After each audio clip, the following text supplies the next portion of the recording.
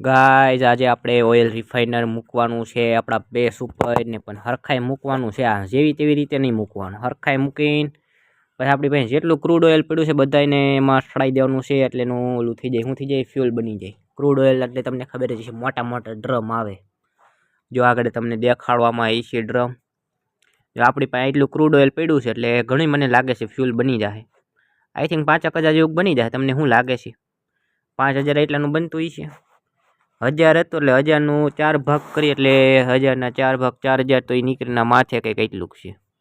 આપણે 5,000ના ટાર્ગેટે હાલી છે એટલે એટલું ફ્યુલ બનવું જોઈએ મારા હિસાબે. આને આપણે બધાને હરખાઈ રાખવાનું છે, હરખી ક્વોન્ટિટીમાં બધામાં મૂકવાનું. જો હવે રિફાઇન થઈ ગયું છે, એકમાં 2-3 કલાક વહી ચૂકી, ધીમે ધીમે થતું હતું એટલે મારા પહેલો ટાઈમ હતો ને હું બીજું કામ કરતો યારે જો કેટલું થયું છે આપણે આગળ આંકડો આવી છે. 7,000 ફ્યુલ થઈ ગયું છે આપણી પાસે. હવે કોઈ કમી નથી થવાની આપણી પાસે ફ્યુલની.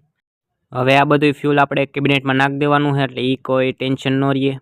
તમારે કોઈને ફૂલ વિડીયો જોઈ તો મારી ચેનલ પર જઈને જોઈ શકો છો, મેં અપલોડ કરી દીધો છે.